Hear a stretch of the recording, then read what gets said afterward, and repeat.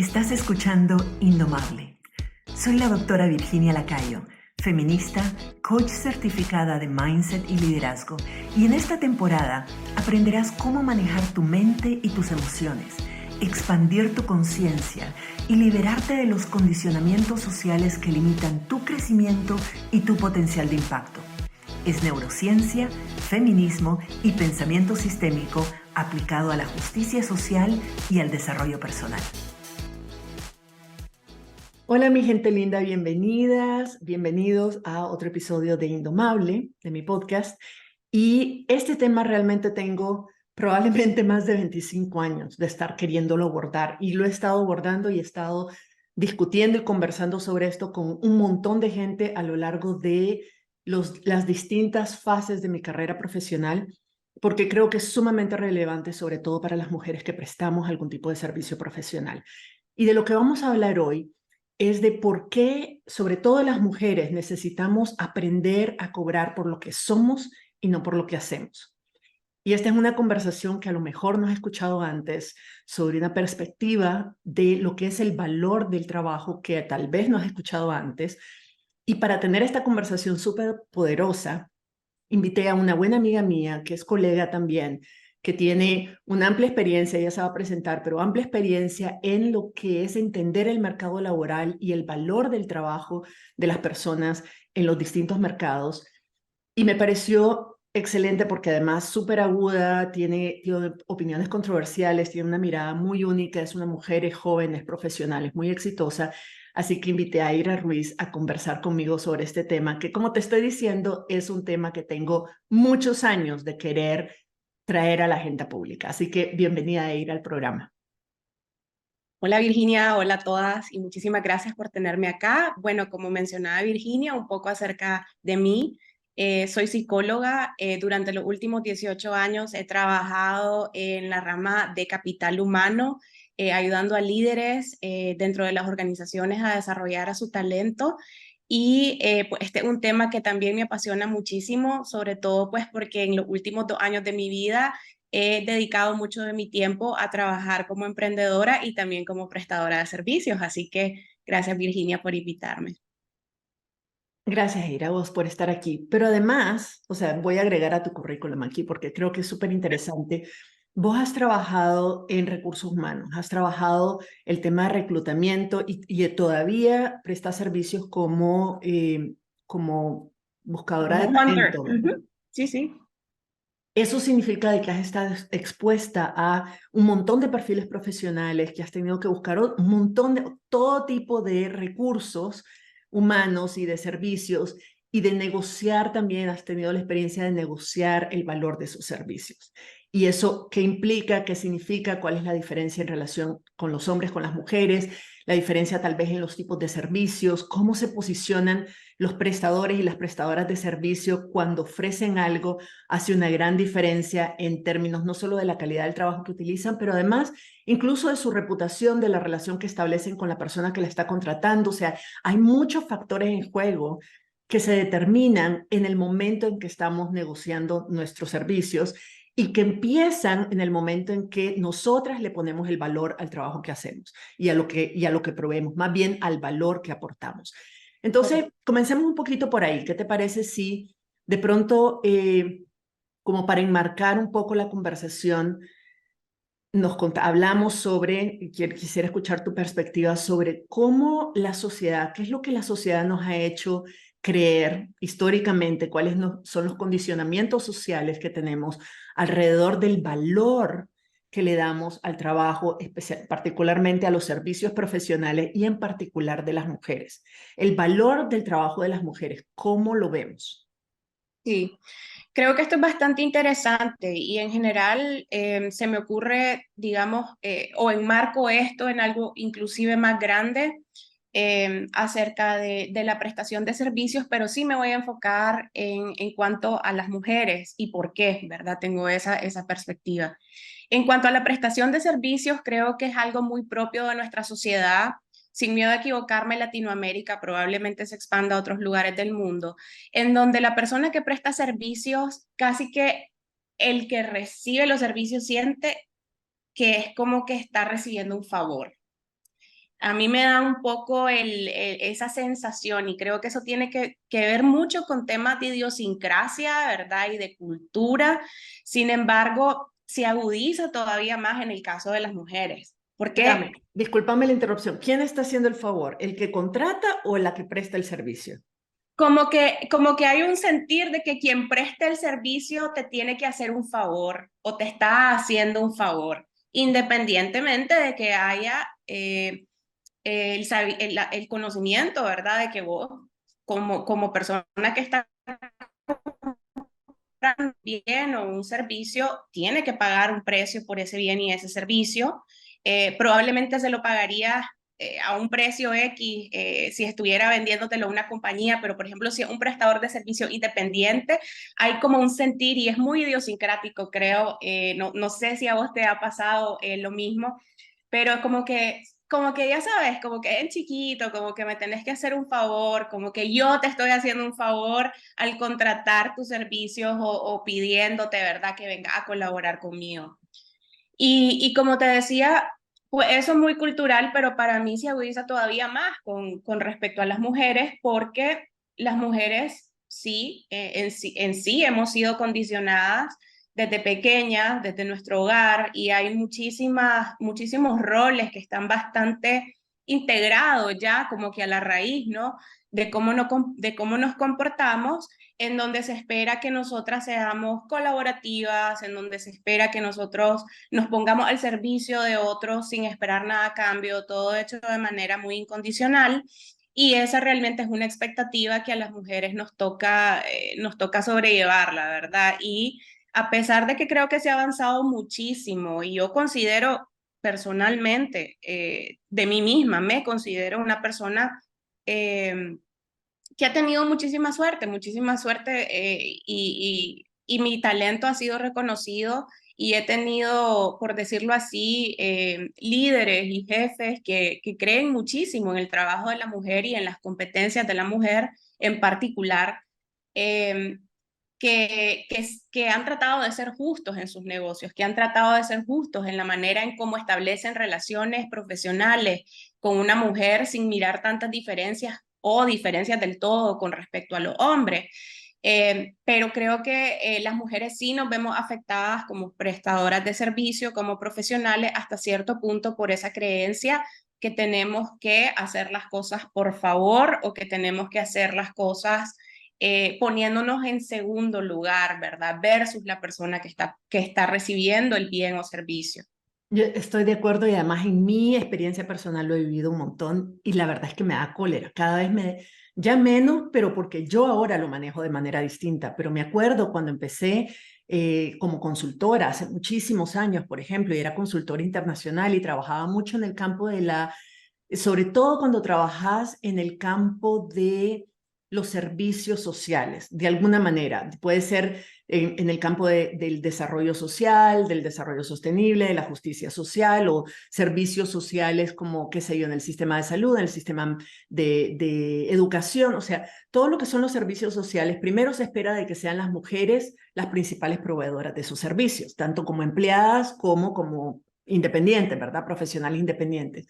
Y segundo, estoy de acuerdo de que hay dos cosas, creo que están en juego aquí. Por un lado, tenemos toda una historia, la humanidad tiene una historia de atribución de un valor al trabajo que es muy mecánico, que es una mercancía. O sea, estamos hablando de la época del feudalismo, donde el trabajo era agrícola, particularmente, o con ganados, en todo caso agrícola, y la verdad es que cualquiera lo podía hacer. O sea, lo entrenabas un par de días y ya, y lo que necesitabas era mano de obra.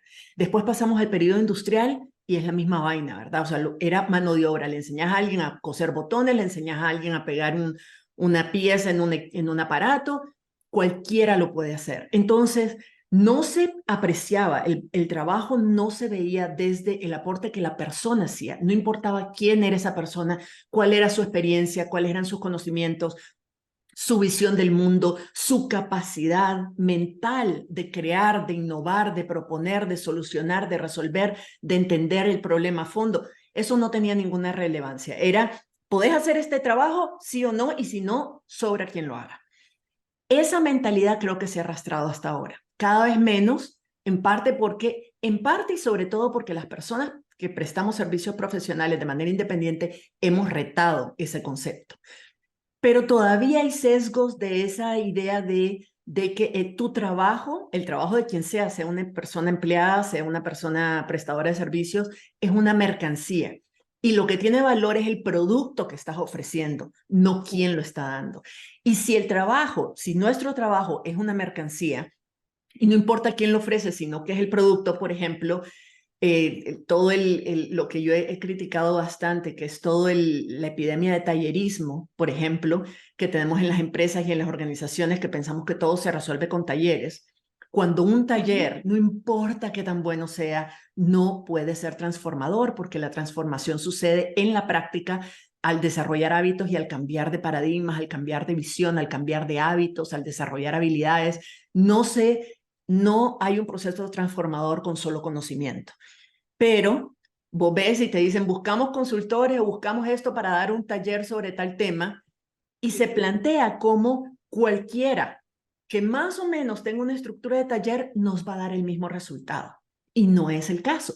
Pero como se plantea así, los términos de referencia son, necesitamos taller sobre este tema, que tenga tantos años dando taller, aunque sea 5 años, no es lo mismo 5 años dando el mismo taller que te memorizaste porque tenés una estructura y que simplemente estás copy-paste el libro que leíste, versus una persona que tiene experiencia y habilidades de facilitación participativa, que tiene la capacidad de adaptar además su facilitación a las condiciones y a las necesidades del grupo, que además involucra y mezcla otro tipo de metodologías, que realmente que tiene una experiencia en el campo, no solo en términos de conocimiento, pero en el campo sobre el tema que se está trabajando, que a lo mejor tiene experiencia o conocimientos en otra área, en otra industria, en otro campo, que los puede traer y mezclar. Ese tipo de cosas no hacen una diferencia en los términos de referencia de que aumenten o que no aumenten el valor de lo que esa persona puede estar ofreciendo. Es muy estandarizado, porque se asume de que un taller es un pinche taller y que cualquiera lo puede dar, que todo es conseguir una persona dispuesta a darla. Y creo que ese paradigma, esa visión que tenemos sobre el valor de trabajo, nos ha afectado muchísimo y ha afectado la capacidad de creatividad y de innovación humana, pero además incluso nuestra visión de en lo que vale la pena invertir. Si ves, por ejemplo, al inicio, lo que contaba era lo que sabías hacer. O sea, sabías sembrar una planta, sabías arrear un ganado, sabías pegar un botón, es lo que haces.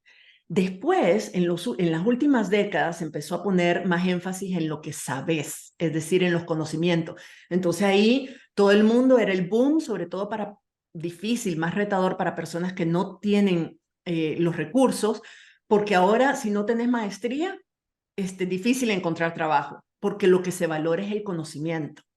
Pero la verdad es que yo lo veo en la práctica. Yo tengo un doctorado y a mí el doctorado me aportó muchísimo, pero no determina y no es lo único que determina quién soy.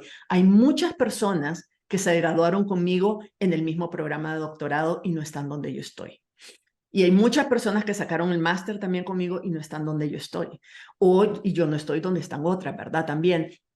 Y yo conozco, ahorita, el otro día estaba leyendo una estadística de que hay demasiados MBAs, demasiados máster en administración de negocios, demasiados. Y sin embargo, seguimos teniendo los mismos problemas empresariales que teníamos hace 20 años, 30 años, cuando no había el boom del MBA, ¿verdad? Entonces, eso muestra que el conocimiento en sí, todo lo que es el conocimiento académico, no necesariamente representa un mayor valor de los servicios y del servicio que estás proveyendo, tanto como empleada como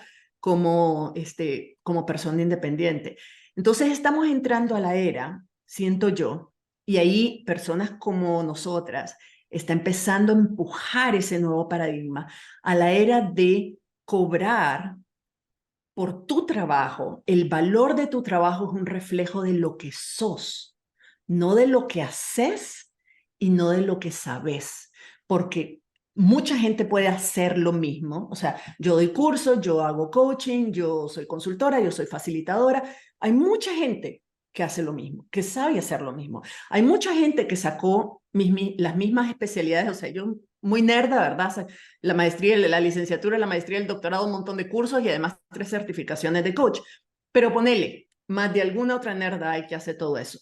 Y sin embargo, yo soy diferente a todas ellas, vos sos diferente a todas ellas. O sea, el título como tal no va a determinar el valor de la contribución que solo vos sos capaz de hacer, porque Sí. combinamos el título, la experiencia de vida, en cuántos países has estado, cuántos idiomas hablas, cuánta perspectiva cultural y global tenés, cuál ha sido tu experiencia en el campo, cuál ha sido tu experiencia académica, cuáles son tus habilidades, además de inteligencia emocional, o sea, de un montón de cosas, de capacidad de innovación, de pensamiento sistémico, de pensamiento estratégico.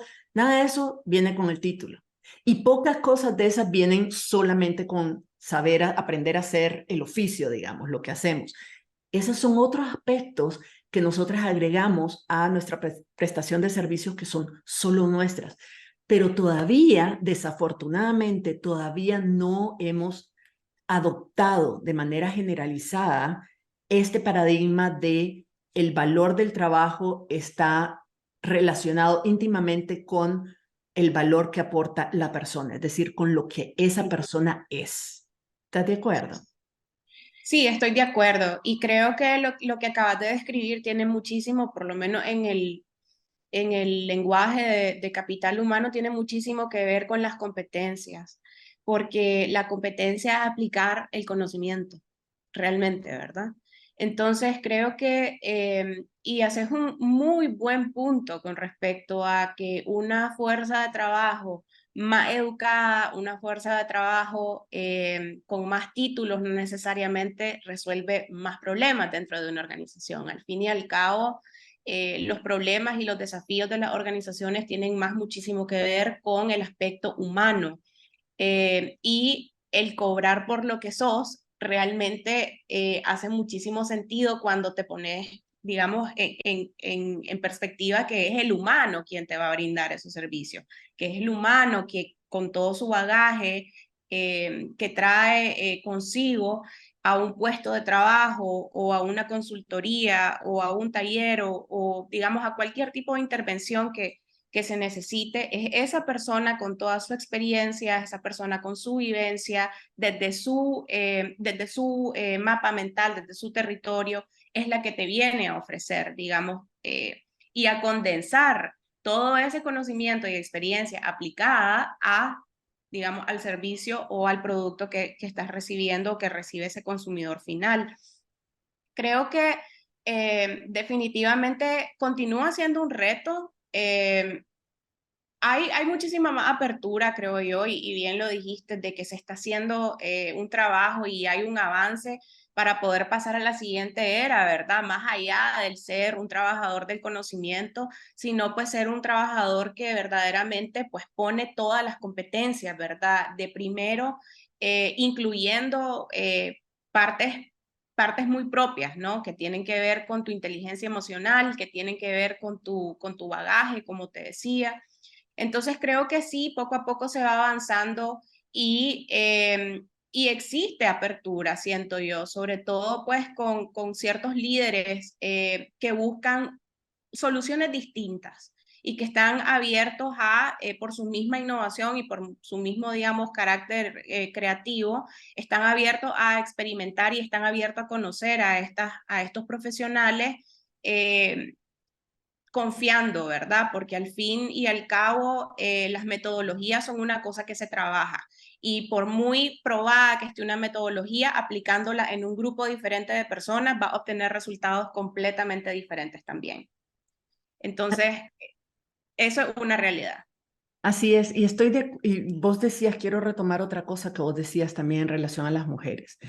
En particular, o sea, si es un puesto laboral, pues ya hay un salario determinado, que difícilmente te dejan negociar, porque todas las mujeres que tratamos de negociar un aumento, una promoción, ni hablar de poner nuestros propios precios, ¿verdad? Y honorarios, se nos considera son características que no se consideran femeninas. Vos decías, de las mujeres se espera de que hagamos las cosas de manera voluntaria, de manera gratuita, que estemos siempre al servicio, que agarremos más trabajo del que nos corresponde. O sea, otra persona trabaja de 9 a 5, pero si nosotras trabajamos de 9 a 5, entonces no somos buenas empleadas, ¿verdad? Y eso de las empleadas. Con el resto es todavía peor. Pero además, el trabajo, se asume de que todos los trabajos que las mujeres asumen son trabajos de tipo doméstico / reproductivo. Y no solo me refiero al trabajo doméstico en la casa, me refiero al trabajo doméstico, reproductivo, de mantenimiento, de sostenibilidad, de tras bambalina que las mujeres nos ponen a hacer, realmente nos ofrecen como únicas opciones de trabajo en las empresas y en las organizaciones. Muy pocas tenemos de entrada, nos ofrecen puestos de liderazgo, puestos de pensamiento de sistémico, estratégico, de toma de decisiones. Normalmente es de secretariado, de apoyo logístico, de servicios generales, de todo lo que es garantizar las condiciones para que otros logren hacer los resultados que quieren hacer. Entonces, ya de entrada, automáticamente se nos pone en la categoría de que cualquiera puede hacer esto. Todo es que tenga la buena voluntad y que tenga el espíritu colaborativo, o sea, el tipo de criterios que nos piden a las mujeres, ¿verdad? Que sea colaborativa, que sea una persona que tiene buenas relaciones humanas, que sea generosa, o sea, son características que les piden menos a los hombres. Entonces, de entrada, ese tipo de criterios y esa visión que hay sobre el trabajo de las mujeres nos pone automáticamente un techo de cristal que no se va a mover, a menos que nosotras lo rompamos. Sí. Creo que tenés razón, absolutamente. Creo que hay todavía mucho trecho que recorrer. De por sí, digamos, en mi área de experiencia dentro de lo que es el capital humano, te puedo decir, pues, que históricamente ha sido considerado un puesto de trabajo que las mujeres deben ocupar, precisamente por el tipo de características o el tipo de competencias que implica trabajar en el área de capital humano. Eh, Poco a poco, ¿verdad? A mí me ha tocado ver una transformación, ya son casi 20 años en esta área, y me ha tocado ver una transformación de lo que era recursos humanos tradicional a lo que hoy en día muchas empresas, un modelo que muchas empresas quieren replicar, que es un área de fortalecimiento de capacidades de su recurso humano, y es muchísimo más estratégica. Y pues con bastante agrado te digo que también, por lo menos en Nicaragua, es una función que cada vez más se llena de varones. Entonces, en ese caso, pues también ocurre un poco a la inversa para ellos, porque también el varón que quiere dedicarse al área de capital humano recibe hasta cierta discriminación también, ¿verdad? O es visto de cierta manera. Entonces, realmente es un doble estándar que nos afecta a todos en sí. Pero creo que cada vez hay muchísima más apertura para poder, digamos, romper ese techo de cristal o continuar, digamos, avanzando, subir la barra también, pues, profesional, eh, de parte como te digo, de muchos líderes que están conscientes del aporte no solamente de competencias suaves, por decirlo así, ¿verdad? O soft skills, sino también de los hard skills que las mujeres llevan a los puestos de trabajo. Y para mí, cuando hablamos de cobrar por lo que soy y no necesariamente por lo que sé, pues se me vienen también a la mente muchísimas experiencias que como mujer me han formado, me atrevería a decir de manera más completa inclusive, ¿verdad? De lo que muchas veces se le forma o se le permite formarse a los hombres. Porque desde pequeñas nos toca jugar roles que nos colocan, o sea, en una posición completamente multifacética realmente, pues. Sos madre, sos hija, sos hermana, sos colega, sos paño de lágrimas, sos la persona que está ahí para motivar, para impulsar, pero hasta cierto punto también los que hemos o las que hemos podido desarrollar nuestras competencias de análisis, de pensamiento crítico, de solución de problemas, o sea, estamos en una mejor capacidad inclusive de brindar apoyo o aporte para encontrar soluciones completamente pues innovadoras o que no se han pensado antes precisamente por ese pensamiento holístico, que para mí pues es muy propio de las mujeres por la misma historia con la que cargamos, ¿verdad? O sea, eso realmente es un beneficio. Yo creo que, y vos decías en algún momento de que el mundo está empezando a cambiar, estamos poco a poco empezando a entender de que el trabajo mecánico y el trabajo como mercancía, o sea, como producto simplemente, en poco tiempo puede ser que sea sustituido. O sea, que las Sí. personas humanas empecemos a ser sustituidas. Entonces, el mundo está viéndose forzado a cambiar su paradigma sobre el valor de la contribución humana, de decir, ¿qué es lo que las personas ahora pueden aportar al desarrollo de las organizaciones, de las empresas, de los negocios, del desarrollo humano, de la justicia social, etcétera, que las máquinas, que las computadoras, que la inteligencia artificial no puede hacer? Entonces se está empezando a poner más valor en cosas que no son sustituibles. Las máquinas pueden hacer muchas de las cosas en términos de resultados, de productos, ¿verdad? De cosas que hacemos. Ujú, ujú. Las máquinas están pudiendo hacer un montón de cosas que antes era el campo de los humanos hacer, ¿verdad? Y ahora con la inteligencia artificial también necesitamos menos conocimientos acumulados porque los conocimientos ya existen en grandes bases de datos que pueden ser accesibles por la inteligencia artificial o por un humano que sepa cómo investigar. Pero la capacidad, por ejemplo, de hacer investigación y de analizar esa información y de adaptarla al contexto específico y de utilizarla de manera estratégica, todo eso todavía la inteligencia artificial no tiene la capacidad de hacerlo, mucho menos todas las otras habilidades suaves, como vos decís, de empatía, de liderazgo, de, de asesoría estratégica, de creatividad, de innovación, de arte, todavía de entender, sí, de empatía, decía, de entender cómo funciona la mente, todavía las máquinas nos pueden sustituir. Entonces, hay cada vez más una nueva percepción de lo que realmente se aprecia y de la condición única de cada persona.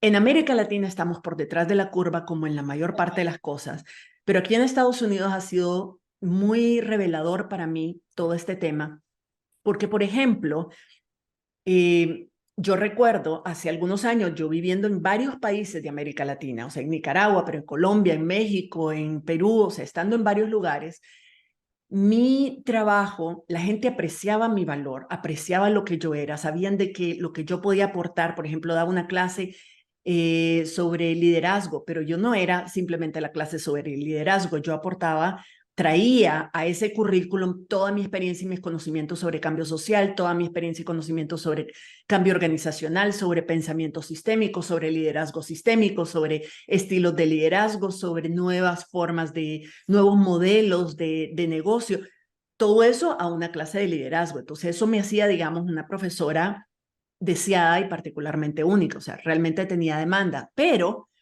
al momento de negociar, con todo eso que apreciaban de mí, me decían, no, es que queremos que seas vos, pero una clase cuesta tanto. Y era lo fijo, ¿verdad? Era como si lo aceptás o no, ojalá lo aceptes, y siempre era muy, muy, muy por debajo de lo que yo realmente consideraba que era el valor del esfuerzo y de la contribución que yo estaba aportando. Y yo recuerdo mucha gente cuando yo decía, no, mi trabajo vale tanto. Y lo sé porque hay demanda de ese trabajo y porque yo sé que hay muchas organizaciones y empresas que aprecian lo que yo tengo que ofrecer y me están ofreciendo esto o más. Entonces, yo sé cuál es mi ventaja competitiva. Y sin embargo, la respuesta que yo oía con mucha frecuencia era que era injusta, que era arbitrario, que no era, que ese no es el estándar y me lo arrojaban así como no. El común de los mortales, o sea, el profesorado, digamos, en general, cobra un promedio de tanto, como si ese debería ser la referencia, o sea, como si Ujú. dar clase, el hecho de estar enfrente de alumnos en un aula de clase es lo único que cuenta y que te convierte en profesora o no, por ejemplo. Y eso, sobre todo en el tema de las consultorías, bueno, las universidades también están estandarizadas, pero las consultorías que no deberían estar estandarizadas también tienen su nivel de estandarización que hace que realmente sea muy difícil para nosotras diferenciarnos y decir, este es el valor de lo que yo aporto por lo que yo soy, no solo por lo que yo hago, y esto es lo que vale. Pero aquí en Estados Unidos, como te decía, me abrió, digamos, a otra forma de entender las cosas, cómo veo que están funcionando aquí las cosas. En América Latina yo era una consultora, una profesora, como muchas otras, ¿verdad? Aquí, interesantemente, cuando yo hago conferencias, por ejemplo, public speaking, o sea, doy charlas y me llaman para hacer charlas y eso, yo tengo mi socio, ¿verdad?, de mi empresa. Él es hombre, es blanco, es también muy educado y todo lo que querramos, pero es hombre blanco. Aporta un valor increíble, tiene una capacidad y unos conocimientos y unas habilidades extraordinarias. Pero interesantemente, lo que yo soy, no solo lo que sé, lo que yo soy, que soy latinoamericana, que soy inmigrante, que manejo 3 idiomas, o sea, toda mi experiencia además de mi trabajo en América Latina, con organizaciones sociales, con movimientos sociales, eso no tiene nada que ver con el tema que voy a exponer en la charla. Y sin embargo, eso a mí eleva mi valor aquí en Estados Unidos en comparación a otras personas que saben lo mismo a lo mejor, manejan el tema también, pero no tienen esas condiciones. Eso es una de las cosas que me llamó la atención de decir, ok, están empezando a valorar lo que es, quién es la persona y no solo lo que sabe o lo que hace como cosa, ¿verdad? Pero la otra cosa fue con mi coach. He tenido 3 coaches que yo admiro, respeto, son mis mentoras. Interesantemente, hablábamos de precio. Cuando estábamos en proceso de certificación, la gran pregunta que hacíamos la mayoría era, ¿cómo determinas el costo de los servicios que provees, el costo de los programas que provees, cuando hay tanta diversidad, cuando cada quien está, realmente no hay 2 coaches que se puedan comparar? Aunque hablen del mismo tema, son coaches en relaciones, son coaches en business, son coaches, pero hay coaches de coaches, ¿verdad? Hay algunos que son realmente los que todo el mundo quiere y hay otros que les toca mucho más trabajo darse a conocer y compartir lo que tienen que compartir. Y el mercado, de alguna manera, está determinando el valor, pero no por lo que son todas coaches, ni por lo que hacen, porque todas hacen coaching, es por quiénes son. Interesantemente, todas estas coaches a las que yo admiro y respeto y sigo de muchas formas, tienen precios de sus programas que uno dice, ¿cómo sacaste la matemática? O sea, ¿de dónde, por qué un programa puede costar aquí, qué sé yo, $500, ¿verdad? Y otro te cuesta 70,000. Y decir, ¿qué es lo que hace la diferencia si se certificaron en la misma escuela? Es decir, que conocen las mismas herramientas. ¿Qué es lo que hace una diferencia del el precio que pone una coach versus el precio que pone la otra? Y una de las cosas interesantes lo vi para determinar esa respuesta, me la respondí yo misma.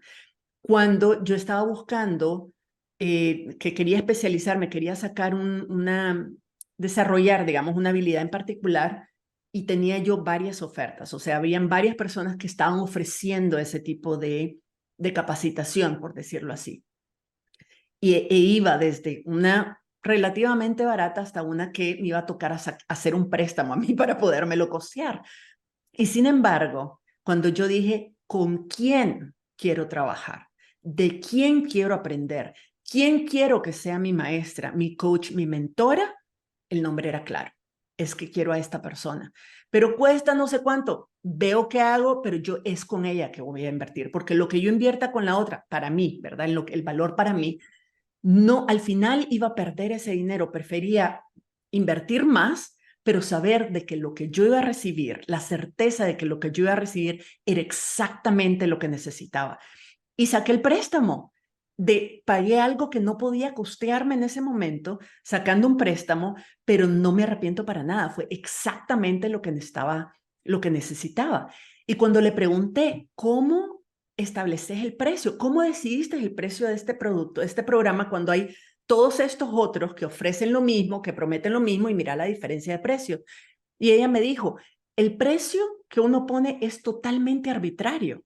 El precio que ponemos a los valores, y debería serlo, el precio que ponemos el valor que le damos a nuestro trabajo, a lo que nosotras podemos ofrecer, al valor que contribuimos, es arbitrario porque mucho depende de muchos factores, de con qué te sentís cómoda, cómo está el mercado, pero también empujar el límite. O sea, me decía, yo prefiero tener pocos buenos clientes que están comprometidos y que yo sé que es a mí que quieren, conmigo que quieren trabajar, que tener un montón de clientes que igual soy yo que cualquier otra porque, ¿me entendés? El arroz con mango lo hace cualquiera. Y me dejó pensando sobre eso, decir, ok, entonces no hay una estandarización de precios, de que si tenés esto, como antes teníamos, de que, ok, licenciatura, entonces esto es lo que puedes ganar, pero si ya tenés la maestría, entonces la escala salarial famosa, ¿verdad? Cuando Sí. hablamos de servicios profesionales, nuestra tendencia, desafortunadamente, y sobre todo como mujeres, es ver cuál es la media, cuál es el costo, cuál es la tarifa que la mayor parte de consultores en mi área cobran y porque soy mujer, bajarle.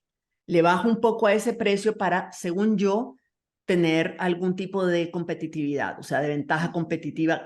Compito con el precio en lugar de competir con lo que sé y con lo que soy.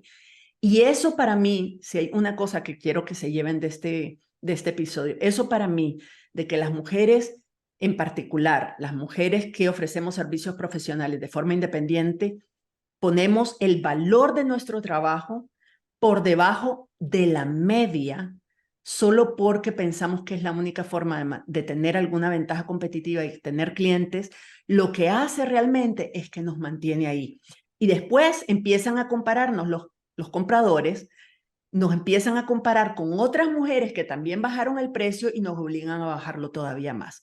Y mientras nosotras sigamos creyendo de que lo que nosotras ganamos, generamos como ingreso a partir del trabajo que hacemos, está determinado por el nivel más bajo de ingresos que podemos generar para mantenernos competitivas, lo único que estamos haciendo es agarrar a todas las mujeres profesionales que prestan servicios profesionales de manera independiente y las estamos jalando con nosotras para el fondo.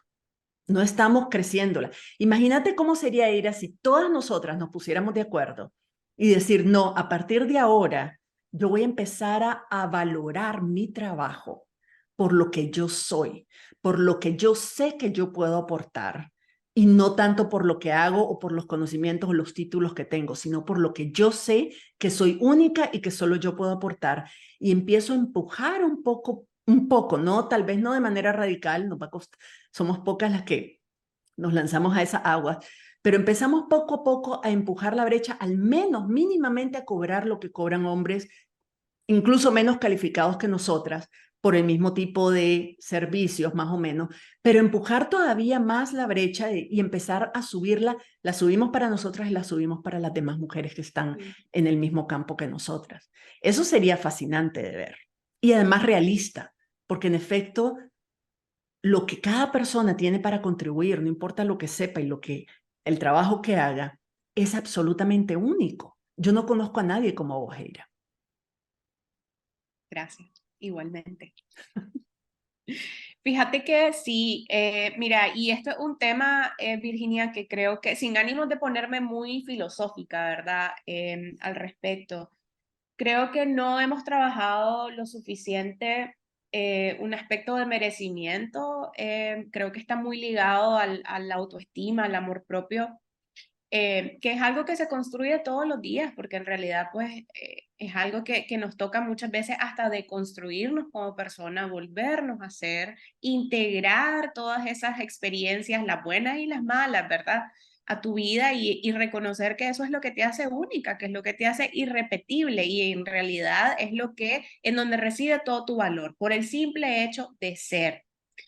Yo he estado del otro lado de la moneda, he estado del lado de la moneda en donde digo, ay, no me siento cómoda cobrando tanto porque creo que, y bueno, al fin y al cabo, ¿qué he pensado en ese momento? Se trata de prioridades. O sea, ¿en dónde están tus prioridades en ese momento? Y conforme a eso te contextualizas. Porque sí, el valor de mercado, no me gusta decir valor de mercado, pero el precio, ¿verdad? No el valor, porque el valor es, como te lo dijo tu coach, el valor es algo subjetivo. El precio de mercado sí existe. Y en Nicaragua, las famosas escalas salariales son una realidad, o sea, y las empresas más estructuradas realmente tienen escalas, escalas que a veces se cumplen y escalas que a veces no. Y eso es importante también entenderlo para contextualizarnos, ¿verdad? Creo que contextualizarse es importante, definir tus prioridades es importante también. He estado del otro lado, como te digo, pero también he estado del lado en donde me he encontrado con una increíble sororidad de parte de mis colegas, en donde me han dicho, vos sos loca, ¿cómo vas a cobrar eso, niña? Subile y aquí te subo la parada inmediatamente. ¿Por qué? Lo estás diciendo vos. Es un tema de verlo como un sistema.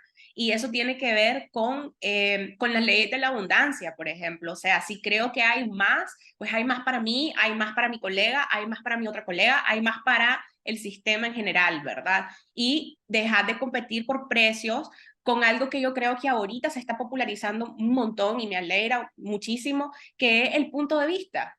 Y es como te decía tu coach, o sea, yo me aseguro que la gente quiera trabajar conmigo por mi punto de vista, por lo que yo doy, por lo que yo digo, por este bagaje de cosas que tengo dentro de mí y por cómo mi experiencia puede catapultar, puede potenciar a otra persona.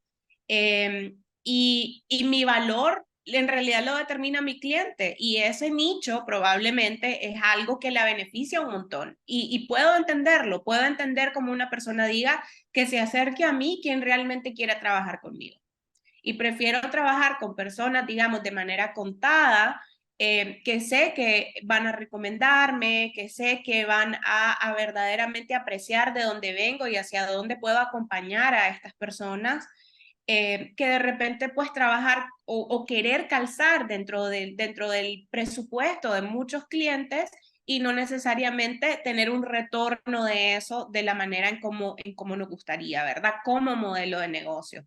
Entonces, sí, sí yo creo que es bien importante y además bastante alentador, pues, el que cada vez más se vaya popularizando el que te paguen por tu punto de vista, el que quieran trabajar con vos por tu point of view. Creo que es una economía bastante interesante a esa que nos estamos acercando, sobre todo ahora, ¿verdad? Con creadores de contenido y vos como coach, que también a tu vez sos creadora de contenido, algo que te beneficia muchísimo. Se acerca a tu programa la persona que sabe quién es Virginia, qué piensa Virginia, cómo me puede ayudar Virginia con toda su experiencia y con su conocimiento y su práctica hacia dónde yo quiero ir. Entonces creo que definitivamente muy esperanzador y creo que vamos a seguir viendo cosas buenas para las mujeres y para esas mujeres que estamos en esta profesión, ¿verdad? De proveer servicios y de acompañar a otros, sobre todo poniéndonos al servicio de las demás personas en el rol que jugamos. Creo que mencionaste por lo menos dos puntos que me parecieron fantásticos como para ir cerrando esta conversación. La primera es de que mencionabas la escala salarial. Sí, hay, sobre todo en nuestros países, hay un techo, una estandarización de escalas salariales dependiendo del tamaño de las empresas o de las organizaciones, etcétera. Todo eso es verdad. No podemos realmente ir tan en contra de la realidad. Sin embargo, donde se nos escapa, a veces se nos cae el zapote, ¿verdad? Es de no tomar en cuenta de que si nosotras podemos negociar, somos capaces de negociar y de demostrar nuestro valor y el valor y todo lo que le podemos aportar a esa organización o a esa empresa o a ese cliente o a esa clienta, de todo lo que le podemos aportar, tenemos la capacidad. Si nosotras estamos convencidas de eso y tenemos la capacidad de mostrarlo, entonces se nos abre la capacidad de negociar, si no en salario, en otros beneficios. O sea, siempre hay posibilidades de aumentar. Tu valor no necesariamente va a ser correspondido o va a ser remunerado en términos de dinero. hay muchas formas de aumentar tu nivel de remuneración, con beneficios sociales, con beneficios laborales, con un carro asignado de parte de la empresa, con un tipo de oficina, o sea, con apoyo, con asistencia. O sea, hay otros factores que contribuyen, aunque no sea directamente económicamente, sí contribuyen al tipo de remuneración. Entonces, eso era una cosa. Y lo digo para que no nos quedemos que como es que el mercado es este y estas son los estándares en términos de salario, entonces hasta ahí llegué. No, siempre hay margen para negociar cuando tu valor sobrepasa, es decir, lo que vos aportás y el valor que vos le brindás a esa persona, ese cliente o esa organización, sobrepasa lo que está como estándares. Esa es una cosa. Y la otra que tiene que ver con el valor. Yo no quisiera que se interpretara todo lo que yo estoy diciendo porque yo soy súper promotora ahora de que las mujeres en particular aprendamos a cobrar por lo que somos y el valor que aportamos, no tanto por lo que sabemos y por lo que sabemos, el conocimiento que tenemos y lo que hacemos. Pero quiero hacer énfasis en lo que entiendo por valor. Y para mí, este es el mercado en el que nos estamos moviendo ahora y creo que es súper importante entenderlo. Si la sociedad, si la empresa, si las organizaciones, si el espacio en el que vos te moves, tu campo de trabajo, en el que vos te moves, considera el valor realmente de tu aporte, no lo ponemos nosotras de manera arbitraria. No digo, ay, yo valgo muchísimo. Hay un tema de autoestima, hay un tema de confianza personal en tener la capacidad de establecerlo y de negociar. Pero la percepción del valor que te va a generar esos ingresos no la determina realmente uno, la determina las personas con las que trabajas. O sea, si yo estoy haciendo coaching con alguien y esa persona considera que yo le cambié la vida, de que su vida es un antes y después, que en solo 2 sesiones, que a lo mejor el programa conmigo eran de 12 sesiones, pero que en las primeras 2 ya su vida cambió y que el resto es bono, esa persona va a estar muy dispuesta de pagarme mucho más de lo que yo le pedí. Y además de recomendarme con otras personas y decirle, es que tenés que contratar a la Virginia, sí, déjate de discusión, déjate de buscar, es con ella, porque me cambió la vida. Ese valor lo establece quien recibe la contribución, no lo establezco necesariamente yo. Yo puedo empezar, yo pongo la base, digamos, yo digo, ok, esto es lo que yo siento que puedo aportar y empiezo a aportar. Vos decías, yo produzco contenido, yo doy este podcast, lo hago de manera gratuita, mando todo mi post, mi blog y todos los artículos que yo mando cada domingo son de manera gratuita. Estoy constantemente contribuyendo y aportando valor a mi comunidad porque sí, porque es parte de mi visión, mi llamado, mi vocación, es lo que yo quiero hacer, es lo que me nace, es lo que me llena, pero también porque es parte de mi estrategia de mostrar de que yo tengo, como vos decís, el punto de vista, que mi percepción, que mi forma de ver las cosas, que mi opinión, que mi contribución, que mis conocimientos aportan un valor diferenciado del resto. Que hay muchas coaches con las que puedes trabajar, muchas coaches de mindset, muchas menos, pero hay muchas coaches de vida, coaches ejecutivas, todo eso, pero cómo la gente sabe, bueno, una o la otra es porque empiezan a ver el valor que aportas. Y la otra cosa que para mí es un estándar, digamos, uno de mis principios, de mis estándares, desde que yo sé lo que mi trabajo vale, yo sé lo que mi aporte vale, yo sé lo que mi contribución, el valor y el impacto que puede tener en la organización o en la persona con la que estoy trabajando. Y sin embargo, yo digo, este es el precio del valor que yo tengo, esto es lo que yo quiero negociar a cambio de esta contribución. Y una vez que esa persona acepta, yo siempre garantizo de que esa persona reciba más de lo que pensaba, reciba más de lo que pagó. Y ese constante visión de lo que es el valor, de que en la medida en que lo que vos tenés que ofrecer es apreciado y valorado por el espacio, el mercado, la comunidad en la que estás, tu nivel de demanda y la percepción del valor de tu trabajo va a crecer con eso. Entonces va a llegar, hay un momento en que, por ponerte un ejemplo muy un poco simplista, pero si vos sos la única persona que vende hielo en estos tiempos que están haciendo un calor infernal, si sos la única persona que puede producir y vender hielo, vos podrías ponerle el precio que querrás el hielo. porque la gente realmente quiere eso y estaría dispuesta a pagar más de lo que pagaría en otros momentos o en otras condiciones, o de lo que pagaría si hubieran muchas más personas ofreciendo exactamente lo mismo. Pero si solo vos ofreces hielo, el precio se vuelve un poco más arbitrario, porque ¿con qué te comparas? ¿Con qué negocias? ¿Con qué estableces criterios? Es un baile entre el valor que vos aportás, cómo el valor es percibido por tu comunidad, o sea, la comunidad a la que servís, y cómo tu comunidad te devuelve eso.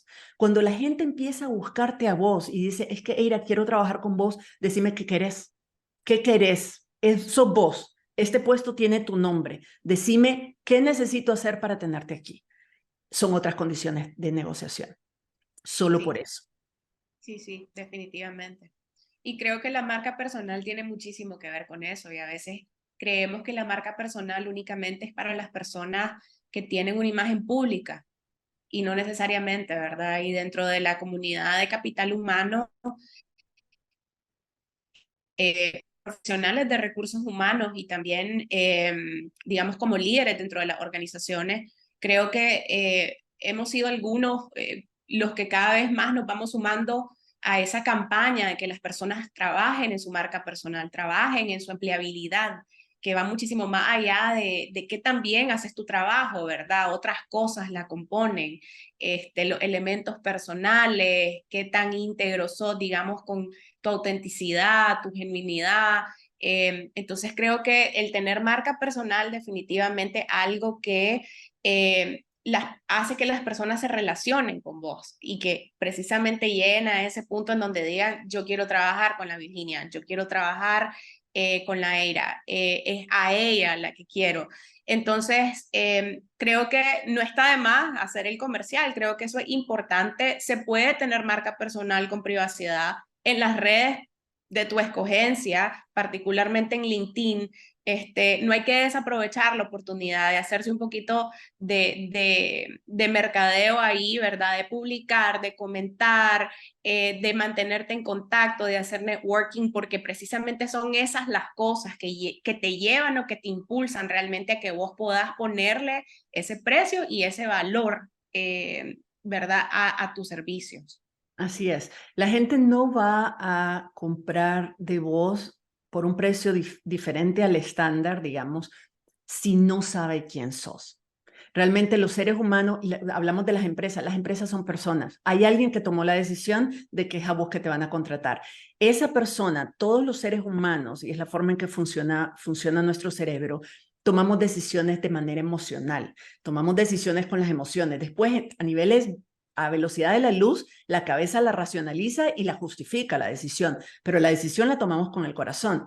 Si nosotras sentimos que conocemos a esa persona, que conectamos con esa persona, que esa persona nos habla a nosotras y además que no me conoce, pero yo ya siento que recibí mucho valor de ella. Cuando vos hablas de marca personal, gran lección para mí también, porque como soy una persona muy privada, yo pensaba que marca personal era exponerse así como las influencers, ¿verdad?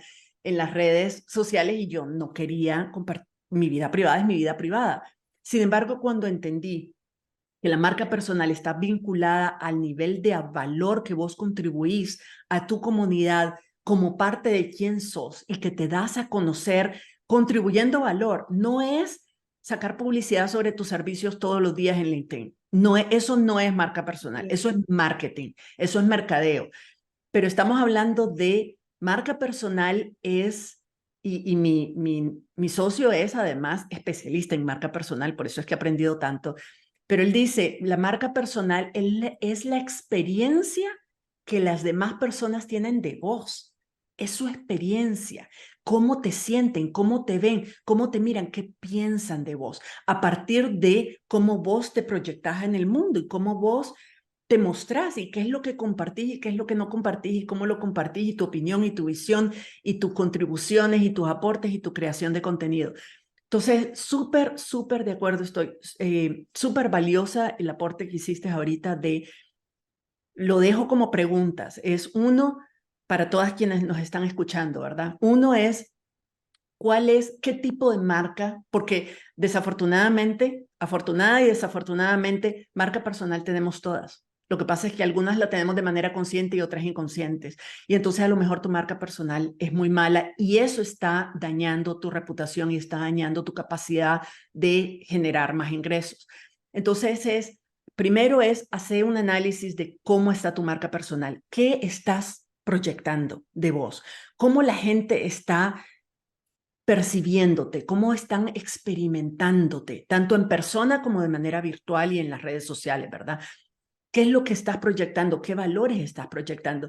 Si te metes a tus redes sociales y haces un análisis de si decís, voy a ver esta red como si yo no me conociera, como si yo no fuera yo y no me conociera y es una coach más. Y empiezo a ver mi contenido y empiezo a decir, ok, ¿cuál es el patrón aquí? ¿Qué es lo que Virginia publica? ¿Qué es lo que comparte? ¿Qué es lo que no comparte? Rápidamente te vas a dar cuenta de que soy una persona relativamente introvertida y bastante privada, pero que comparto muchísimo valor y que tengo un compromiso incondicional y gratuito con mi comunidad. Eso lo ves inmediatamente. Y empezás a hacer un análisis y decir, ¿dónde necesito pulir? ¿Dónde es que yo he recibido cierto feedback o retroalimentación de posibles empleadores o de posibles clientes que siento de que todavía no están convencidos de esto que tengo que aportar? ¿Cómo puedo yo demostrar este valor que tengo yo para contribuir desde antes de que me contraten? ¿Cómo puedo aportar valor antes de que me contraten? Entonces, esa es una de las cosas. Y la otra es preguntarte, y creo que aquí es algo que hay que preguntarse en serio, decir, yo estoy cobrando, estoy poniendo un precio, estoy siendo remunerada por lo que hago, estoy siendo remunerada por lo que sé o estoy siendo remunerada por quién soy y lo que tengo que aportar como persona única, poniendo todo mi bagaje, mi experiencia, mis idiomas, mis habilidades mentales, emocionales, mis competencias, más mis conocimientos de lo que hago, ¿verdad? Pero todo eso en el bolsón, a mí me están pagando, contratando, reteniendo por lo que soy. O soy sustituible porque estoy siendo remunerada por un título que sé, por los conocimientos que tengo o por las cosas que estoy haciendo. Y cuando nos damos cuenta en dónde estamos en esa escala, entonces podemos trabajar para pasar al siguiente nivel. Es decir, ¿qué necesito yo para incrementar mi valor? El valor percibido de mi trabajo por el mercado. ¿Cómo puedo incrementarlo hasta que el mercado quiera trabajar conmigo por quien yo soy y lo que tengo que aportar?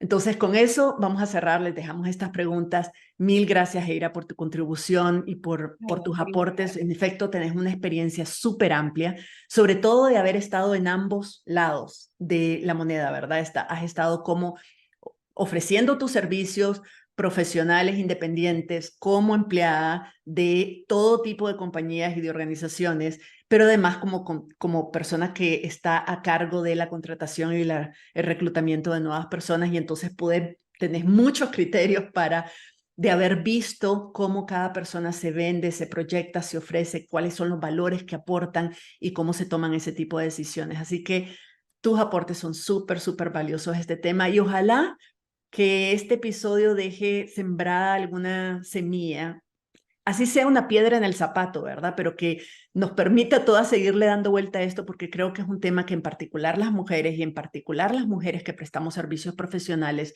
tenemos que tomarnos en serio y empezar, como decís vos, a subirnos la parada para todas.